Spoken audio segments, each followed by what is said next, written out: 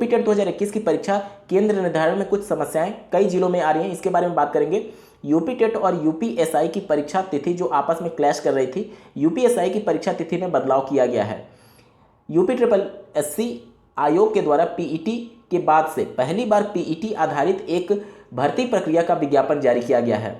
शिक्षक भर्ती मामले में क्या कुछ आदेश आ रहा है, ये जानना आपके लिए बेहद जरूरी है। 69,000 सहायक अध्यापकों की भर्ती के मामले में अभी क्या कुछ चल रहा है, ये सब कुछ बात करेंगे।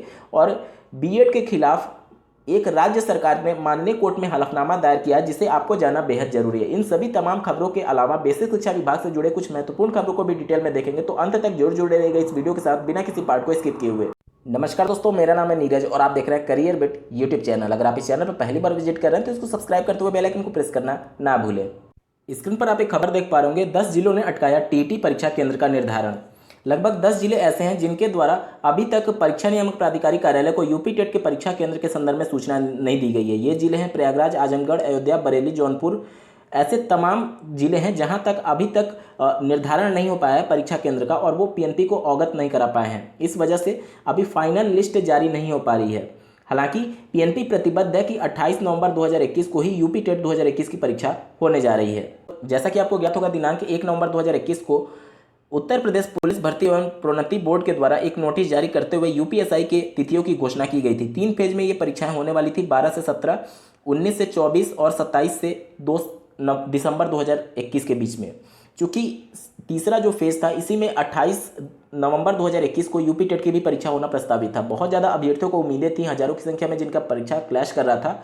दोनों आयोग में से कोई एक आयोग परीक्षा तिथियों में बदलाव कर सकता है, लेकिन दोनों आयोग अड़ी हुई है कि नियत समय पर ही परीक्षा आयोजित कराई जाएगी। हालांकि यूपीएसआई की परीक्षा तिथियों में कुछ बदलाव किया गया है। ये 1 नवंबर 2021 को नोटिस जारी किया गया था, जो आप देख पा रहे हैं। दिनांक 9 नवंबर 2021 को फिर से एक नया नोटिस जारी किया गया यूपीएसआई के संदर्भ में। यहाँ पर जो 3 फेज पहले बताए गए थे, 12 से 17, फिर 19 से 24, तो सेकेंड फेज जो था 19 से 24, उसमें बदलाव करके अब 20 से 25 कर दिया गया। इससे बेहतर ये होता कि जो थर्ड फेज था, इसको 29 से आगे किया जाता, ताकि वो हजारों की संख्या में अभ्यर्थी जो यूपी टेट और यूपीएसआई एक ही दिन परीक्षा पढ़ने की वजह से कोई एक परीक्षा में ही सम्मिलित हो पाएंगे, उनको भी मौका मिल जाता। लेकिन यूपीएसआई की तिथियों में सिर्फ सेकेंड फेज में ही बदलाव किया गया है, थर्ड फेज में बदलाव नहीं किया गया है। और आयोग ने स्पष्ट कर दिया है कि जो जिस परीक्षा में सम्मिलित होना चाहते हैं उसमें सम्मिलित हो सकते हैं, परीक्षा तिथियों में बदलाव नहीं किया जाएगा।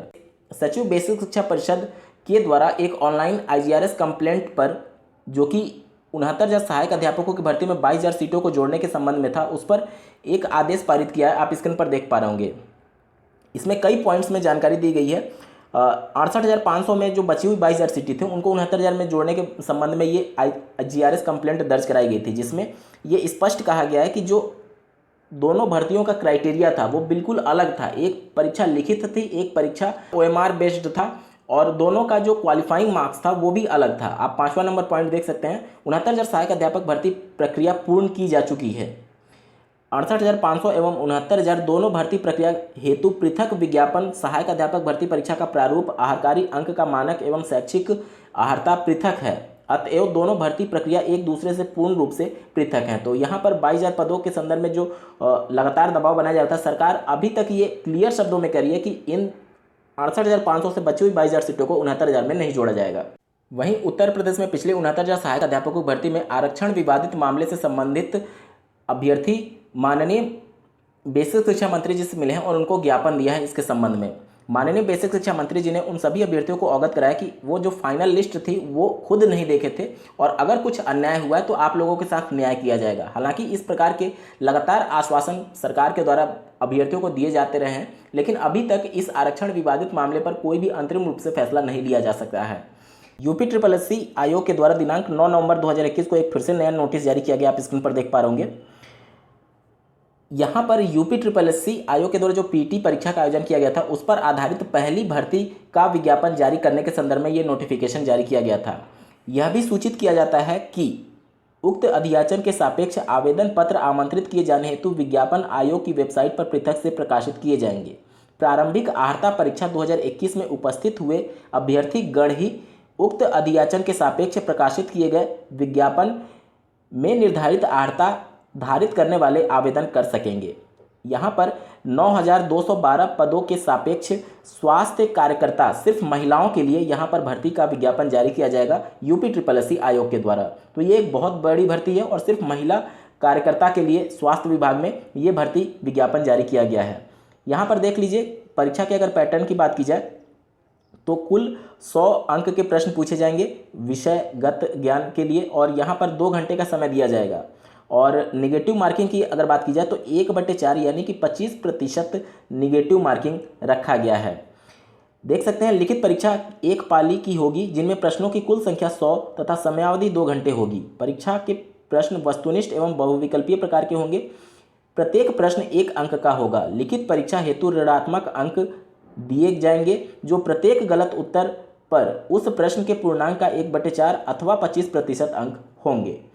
जैसा कि आपको ज्ञात होगा राजस्थान सरकार के द्वारा रीट की परीक्षा जो आयोजित की गई है उसमें बीएड अभ्यर्थियों को लेवल 1 यानी प्राइमरी शिक्षक भर्ती में शामिल कराए जाने के संदर्भ में एक याचिका माननीय कोर्ट में दायर की गई थी बीएड अभ्यर्थियों के द्वारा।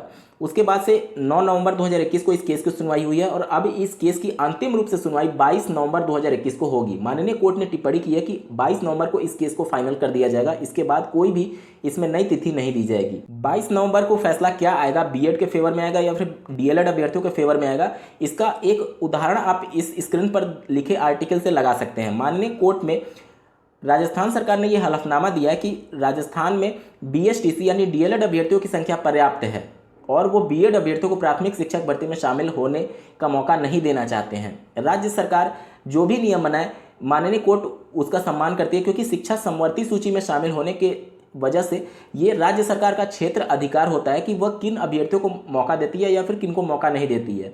तो राजस्थान सरकार ने माननीय कोर्ट में हलफनामा लगा करके ये क्लियर कर दिया है कि वह बीएड अभ्यर्थियों को प्राथमिक में शामिल होना नहीं देने चाहते हैं क्योंकि बीएड अभ्यर्थियों के पास लेवल 2 और प्रवक्ता जैसे भर्तियों में मौके हैं और बीएसटीसी अभ्यर्थियों के पास सिर्फ लेवल 1 में मौका होता है और यहाँ पर लेवल 1 में बीएसटीसी अभ्यर्थियों की संख्या पर्याप्त हो चुकी है। स्क्रीन पर आप इसके संबंध में देख पा रहे होंगे आर्टिकल।